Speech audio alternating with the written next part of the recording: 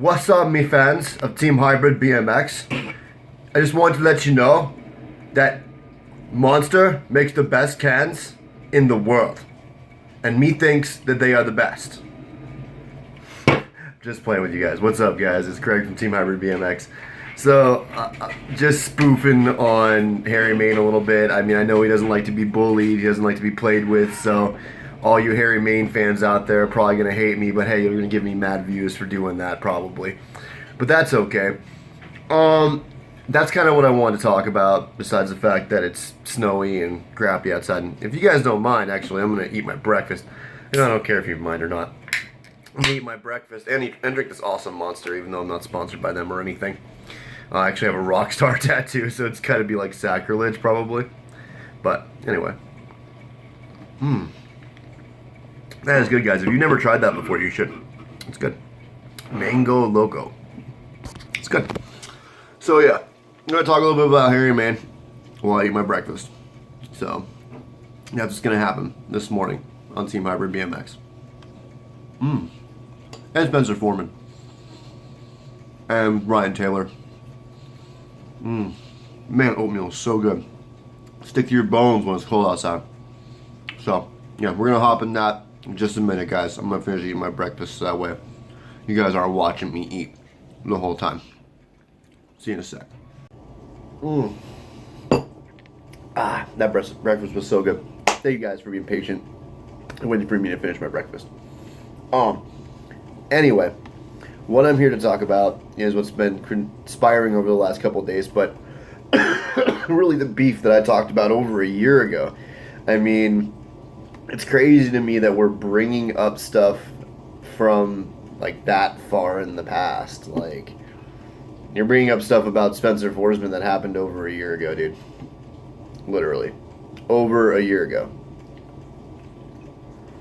If you guys don't know who I'm talking about Harry Main, who believes that he's being kind of like bullied in the industry a little bit again, and like he's not really given a fair shake, and he just wants to ride. And I respect him for the way he went about things. I think that he did it the right way, but part of me is like also like, really, dude? Like, why can't you just not say anything at all about it? I guess he had to get some views or something, because you know the Mafia bikes, they don't sell real well in the States. Those of you kids that do buy them or think that Mafia is a good brand, I can't judge it and I can't call it because I've never ridden them. But it's just, I feel like this really isn't a huge offense to Harry Main, but I feel like he's really just a puppet boy for Mafia to an extent. He's a great rider. He's a wonderful rider. I mean, the guy can kill it riding, and I think he's funny. You know, especially his accent. I love it. I think it's funny. That's why I made fun of it, because it's funny. It's not. I'm very American. Sorry. But and so I'm probably crude to most people in the UK.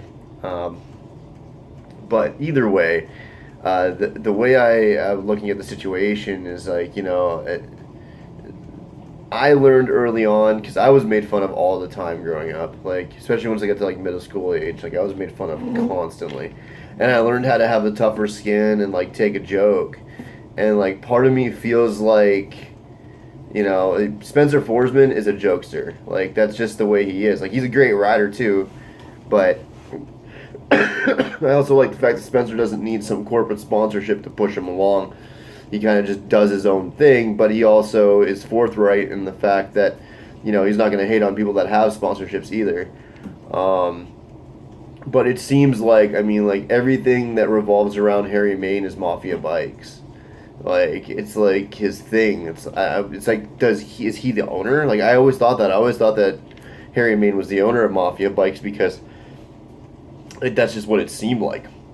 It seemed like he was the owner of it because he reps it so hard. Like he has the Hitman frame and like everything else. I mean, like, and Spencer Forsman like beating it up and stuff. I mean, I'm sorry, but like, even the drop alone, you could tell it did some damage. And that was, I mean, don't get me wrong, that was a pretty far drop, especially on a raw frame. But like, the fact that if you watch the one part of the video where Trey Jones like takes the frame and hits it off of like just whacked it just barely off of that grind rail, and you just see the bottom part of the frame just bend right in half. I mean, I don't know, man. I don't know. I know my old DK wouldn't have done that. I could have smacked that thing against a metal pole all day long, and it maybe got to cut a couple dents, but it wouldn't have bent like that. So as far as like Mafia is concerned, that's the way I feel about that. But as far as Harry Main's concerned, it's like just grow a tougher skin, dude. Like, like learn to take a joke. I mean, I know in high school I was the same way as you. Like I didn't want to be about drama, and BMX took me away from that drama. But I also realized later on, like one of my buddies said it to me the best. He goes, Greg, you were kind of being a self-righteous prick back then. And he was right. I really was. All I cared about was riding BMX, and I didn't care about anybody else, and all I cared about was my bike. And, and I think it would be wise for Harry Main to realize that drama is kind of what makes the world go round to an extent. I mean, you can try to escape it the most as you can, but it's always going to catch up to you somehow. And it's really all about perception, too, because, like, especially as far as, I mean, I know I'm, jocking Spencer Forsman right now. I know you guys are going to say that in the comments. But Spencer Forsman is just a jokester. Ryan Taylor, I don't know what that beef is really about, or even if it is a beef. Frankly, I think that's for publicity. Ryan Taylor has much bigger channel than Harry Main. And I don't think anyone did it out of jealousy. When people say, oh, they're biting off of each other and stuff like that, yeah, of course they're biting off of each other. Why do you think I don't have very many views and very many subscribers on my channel? Number one, not monetized. Number two, I don't follow the fishies. But, I mean, literally, think about every channel that you know of that did a Walmart bike and saw how quick they could destroy it. Think about how many videos you've seen of how-tos, how-to bar spin, how-to 180, how-to, anything, how-to tricks, For me, I did the how-to cut your bars down. I mean, and I got, God, that was one of my, like, biggest videos. I think I got, like, 130 views on that video, Another one was on BMX Streets. I did the Easter egg in BMX Streets. I got 329 views on that video. It's like one of my most ranked videos. It's crazy how, like, if you follow where the fish go and do their kind of videos, then you suddenly have all kinds of viewership and all kinds of fans.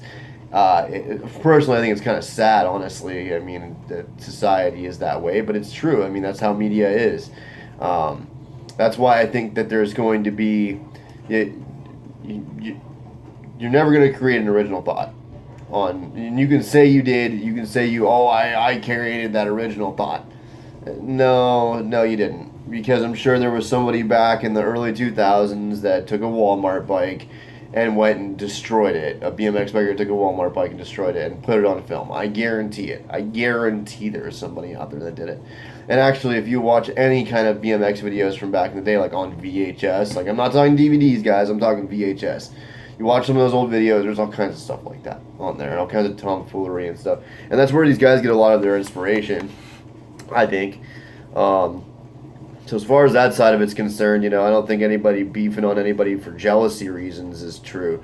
Like I said, I think that Spencer Forsman purposely does it so that way he can gain more viewership and gain more traction because he's funny, and he makes fun of people. I don't I don't think it's because he has any true malice toward Harry Main, but at the same time, he's just annoyed. I mean, why wouldn't you be? You know what I mean? Somebody used a marketing ploy on you that, honestly, they got marketing done for free, which is pretty sick, honestly. You give away about 50 frames for, like Spencer Forsman said, $10 to $30 a piece is what it costs to make them over in China. And that's any bike company. I'm sorry, even Sunday, you know what I mean? Like, yeah, it's got a lifetime guarantee, but, like, so what? These bikes don't cost anything to manufacture, but they charge $300, $400, $500. I mean, that kind of goes back to my used BMX video, I think, a little bit. You know, about how you could buy a used BMX and it would be just as good as something brand new. But yeah, no, I can't be. That's my problem. I can't be this advertiser for people, and that's the one thing. That's probably the only thing that bothers me about Harry Beef. Honestly, that's the only thing that really, really irks me, and why usually I don't watch his videos. And it's not because of him as a person or anything. He's a great BMX biker, but I just can't stand how much he reps Mafia. It's like Mafia, Mafia, Mafia, Mafia. It's like, dude, shut up, please shut up. And your guys' bikes are obnoxious colors. Like, I'm sorry, but I mean, everybody's like, jet fuel, jet fuel, jet fuel. It's like, no, like, jet fuel was cool for a little bit, but I can't stand jet fuel. Like, I would rather see you guys rock old school and just like grab a can of black spray paint and spray paint your bike black than rock the jet fuel color. Or like even primer gray. I've never seen anyone do primer gray on a bike before. I think that would be dope. I think that might be what I do this season, is purple and primer gray. That would be dope. Yeah. I think that's what we're going to do, guys. Purple and primer gray. You know, or like, I mean, I'll be honest. My bike frame from last year, actually the same color it is now, that white and like kind of light tealy kind of blue, that isn't my original design.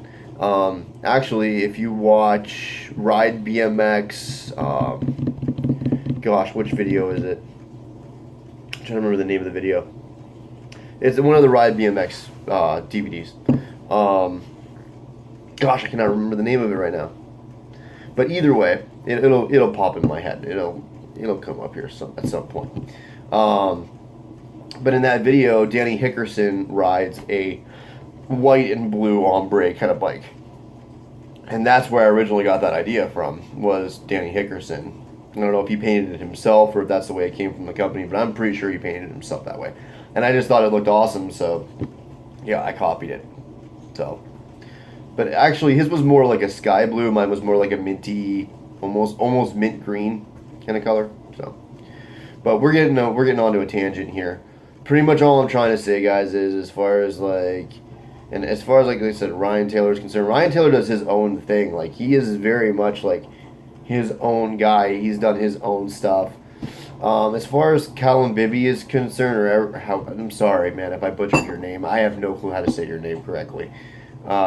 Callum Bibley or Bibley, I don't know how to say his name. But he used to ride for Mafia, I guess. I've never really seen a whole bunch of his riding, so I guess I'm going to be watching some of it today. Before I go talking way out of line here. I don't know what happened with him in Mafia, but I guess Mafia just wrote him and said, hey, like, bye, dude. Sorry, we're done.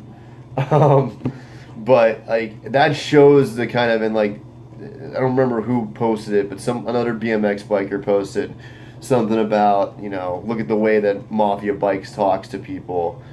And, like, it doesn't really have a professional image, and I have to agree with that. Like, I don't feel like, I think personally, as an old school BMX biker especially, like, I won't say old school, mid school BMX biker, like, I don't have a whole lot of respect for Mafia Bikes, just because, like, they seem really fabricated to me. Like, they got these really cool colored bikes, and, you know, that's just it. It's all about the marketing. It's like iPod, you know, like, it looks cool, so therefore it is, you know. That's not the way I grew up riding BMX. I grew up looking at bike parts and saying, okay, that's actually quality, and that's actually quality, and that's actually quality. Like, that's gonna actually last to my abuse. Whereas, like, Mafia, I just feel like it's like colors. Like, we got cool colors and our bikes look cool, yeah. You know, I don't care how cool my bike looks. I'll grab a can of spray paint and totally destroy my bike with spray paint, because that's not why I'm riding. Like, if you're buying a bike because it looks cool, then you're not a BMX biker. I mean, let's be real. You ride bicycles, which is cool, but you are not a freestyle BMX biker or a racing BMX biker. You are just a kid on a bicycle. Let's be real here. If you are buying a bike because of how cool it looks, you are not a BMX biker. Period. You are a poser. You are a brand sucker. That's what you are. And I couldn't stand kids that did that back in the day. Like, back in the mid to early 2000s when DC and everything was really popping off, you'd see kids come to school wearing DC shoes or DC shirt or Fox Racing or whatever. And you go up to them and be like, "Yo, do you ride?" "Oh no, man, no, I don't ride." "Do you like have a dirt bike?" "No, no, man, they're wearing Fox." Do you do anything that has to do with motorsports or BMX? "No, no, man." Then you're a friggin' poser, dude. Like, you shouldn't be wearing this gear just because it's cool. Now, some people will argue with me about that. Some people will say, "Well, why can't they wear it?" They can, but I mean, if you want to be ridiculed by the industry, you're going to be, because you don't do any of the things that typically, like, extreme sports type stuff. Like, that's like people who like bid into like Oakleys back when Oakleys were like strictly for like the extreme sports and surfing community. Like, nowadays, Oakley, because of how mainstream the brand has become, it makes sense that everybody can wear Oakleys.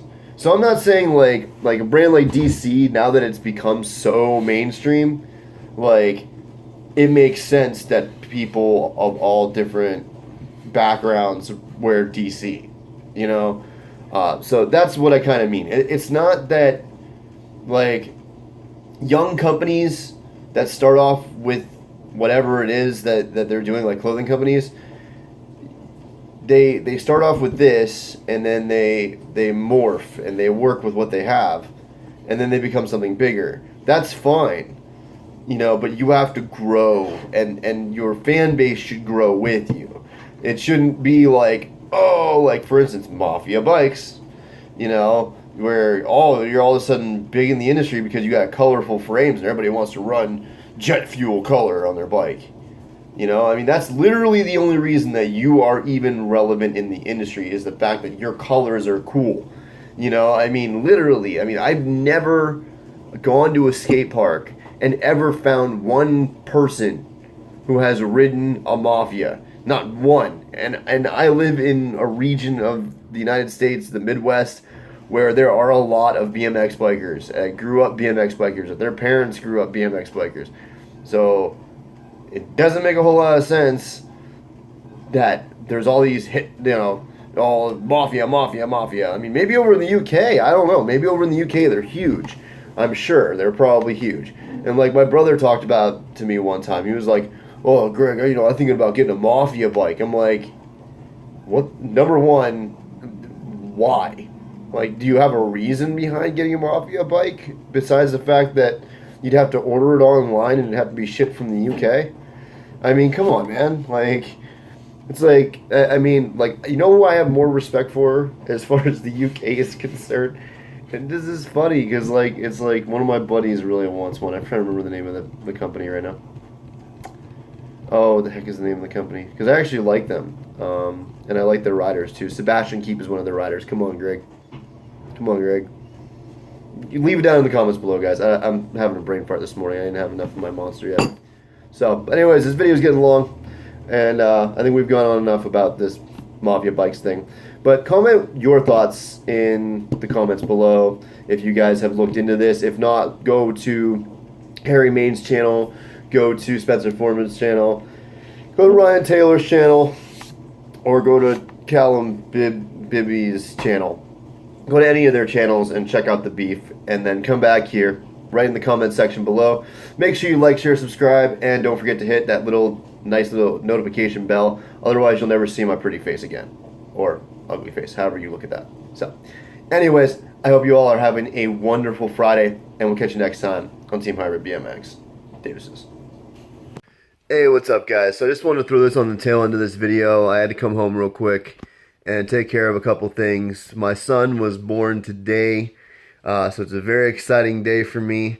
Again, I know it's an unfortunate part to put on the end of this kind of a video, but if you guys don't see me for a little bit, that is why. I'm just going on a slight hiatus because I got to raise my son for a little bit. That does not mean that I'm stopping Team Hybrid BMX. Team Hybrid BMX is still strong.